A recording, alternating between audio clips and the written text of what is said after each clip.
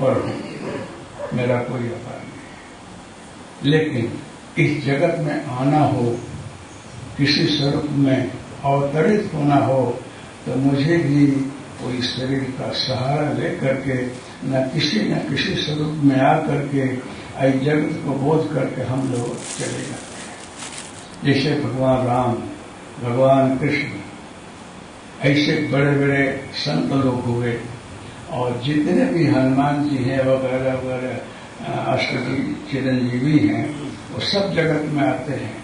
आप बोध दे करके फिर चले जाते हैं। राम जी स्थूल में नहीं है, उस समय रहे, अब नहीं है। फिर भी वो चाहें तो 5 तत्वों का केंद्रीकरण और विकेंद्रीकरण दोनों कर सकते हैं। उन लोगों के हाथ में है कि तत्वों को सम्मिलित करके और स्वरूप बना लेना और इसे 1 सेकंड में बिखेर देना, ये उनके हाथ में है, सदगुरु के हाथ में है। तो मैं ये बोलता हूं कि आप लोगों को कभी कोई दर्शन हो जाए सपने में, ध्यान में, तो संतुष्ट मत हो जाना। बोले कि मुझे अपने स्वरूप का ज्ञान कराइए, तो धीरे धीरे आपको बताएंगे कि बेटा तुम पीछे कितने जन्मों से भटक रहा है और कहां कहां जन्मा, इसका कोई गणित नहीं है। सृष्टि हुई तब से तो विचर रहा है, और कहां कहां जन्म लेते लेते शरीर छोड़ते गया। एक माँ बनाया, एक पिता बनाया, अमुक बच्चे पैदा किया ना, तो खुद बच्चा बना। ऐसे करके प्रारब्ध कर्म को लेकर के जीवात्मा इस जगत में आता है और दुख और सुख दोनों भोगता है। आप दुखी हो तो आपके कर्म से, सुखी हो तो अपने प्रयास से, उद्योग से। हम लोग जो हैं, गुरु है कि भगवान है, आपकी प्रार्थना स्वीकार करके आपको सन्मार्ग बताते हैं कि आप इस मार्ग में चलो। बाकी संचित जो है, जो आप कर्म करते हो, वो बैंक में जमा होता है, उसको बोलते हैं क्रियमान।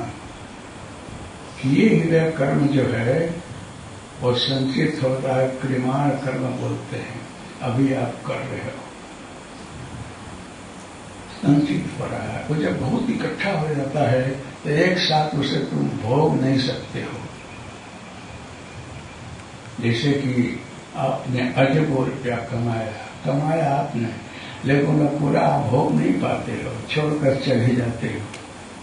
तो दूसरा कोई घर बार वाला भोगता है, आप उसको किस मार्ग में खर्चा करता है कुछ खबर नहीं। सन्मार्ग में भी जाता है और योग मार्ग में भी जाता है। अगर आपने किसी को खून कर दिया, मारा, दंड दिया, वो भोग आपको भोगना है स्थूल से।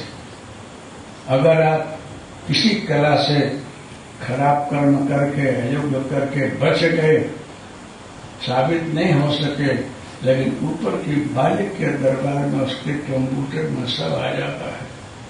तुम कहां किस छल कपट से बच गए हो, लेकिन सही न्याय तो ये है, तुझे भोगना तो पड़ेगा। कोई भी अपने प्रारब्ध कर्म से बच नहीं सकता है, लेकिन सद्गुरु चाहे अगर, तो आपके प्रारब्ध को दूर कर देते हैं। लिखा है उपनिषद में कि ना भोगते क्षेत्रे कर्म को भोगे बगैर छूटका नहीं है, वो भोग नहीं पड़ता है, कोई नहीं बच सकता है। भगवान राम कृष्ण सिद्ध संत आए, बोले कि हमने मांगा है वरदान और आशीर्वाद दिया है, स्वयं से स्वीकारा है, उसे हमको भी भोगना पड़ता है। मैं भोग रहा हूं, इसे कोई बच नहीं सकता है। हाँ, अगर सद्गुरु धारे तो आपके प्रारब्ध को काट सकता है। वो भी कैसे? किसी न किसी शरीर से भोग करके।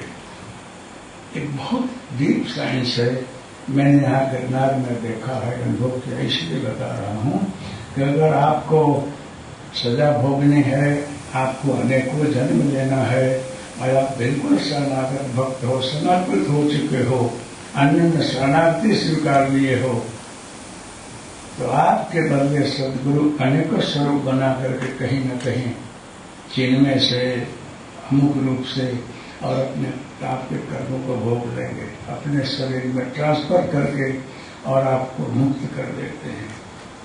एक सद्गुरु ही कर सकते हैं, दूसरा का काम नहीं है। ये मैंने अनुभव किया है, इसलिए आपको बता रहा हूं। बाकी आपके प्रारब्ध को कोई काट नहीं सकता है। देवता लोग भी प्रारब्ध कर्म के बंधन में है, बंधन में है। शिव के अपने सुप्रीम पावर से पूछा है, ब्रह्मा विष्णु हैं, वो भी विष्णु और शंकर भगवान वो कर ले, वो भी दूसरे स्वरूप में लेकर के, इस स्वरूप से नहीं। विष्णु बन करके, शंकर बन करके आपकी प्रारब्ध को वो भी नहीं काटेंगे। सद्गुरु स्वरूप जो है वो उसका निवारण करेगा।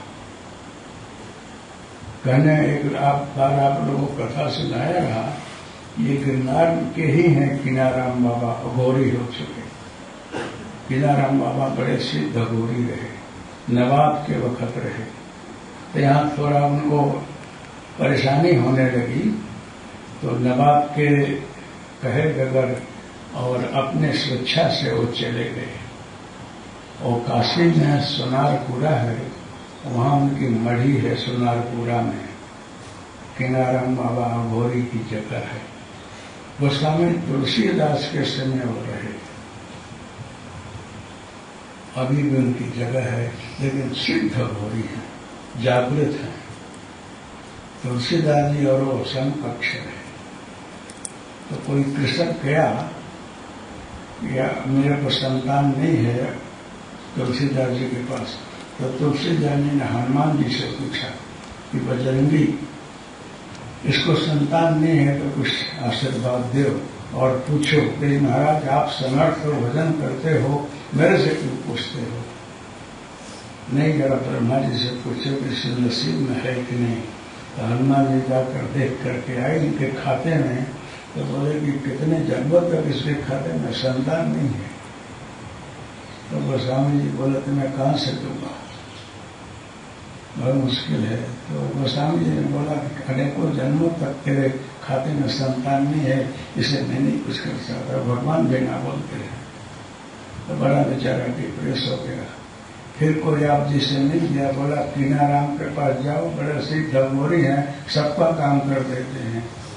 तो उनके पास गया, तो किनाराम बोले कि तुलसिया कुछ नहीं जानता है, ऐसे ही सबको डिप्रेशन में कर देता है। जहाँ तेरे को 4 संतान होगा, 2-2 वर्ष में ठीक होगा, फिर मेरे पास आना। अब जो है गोस्वामी जी और किनाराम बाबा में थोड़ी हरीफाई रही, जिसको ये ना बोले उसको हाँ बोल दे, उसको हाँ बोले इसको ना बोल दे, ऐसे आध्यात्मिक प्रेम की लड़ाई रही। तो किनाराम बाबा के पास गया ना, आशीर्वाद लिया, गया तो 4 बच्चे हुए उसको। अब क्रम से लेकर के आया तो बोले कि पहले तुलसिया को प्रणाम कराओ। तो तुलसीदास जी को प्रणाम करने गए तो तुलसीदास जी को लगा कि इसके खाते में नहीं रहा, ये आया कहां से, बड़ी मुश्किलों में पड़ गए। तो हनुमान जी को बोला कि प्रभु आप तो त्रिकाल दृष्टा है, साक्षात बजरंगी है, 11वां रुद्र हो, आपके देखने में तो नहीं भूल हो गई। ना भूल तो नहीं हुई, लेकिन मैं सच्चा देख कर गया। वो प्रभु से पूछो। तो भगवान राम से प्रार्थना किए कि आप परमात्मा हो, अणु अणु में व्याप्त हो, प्रकाशक हो, आप जवाब दो।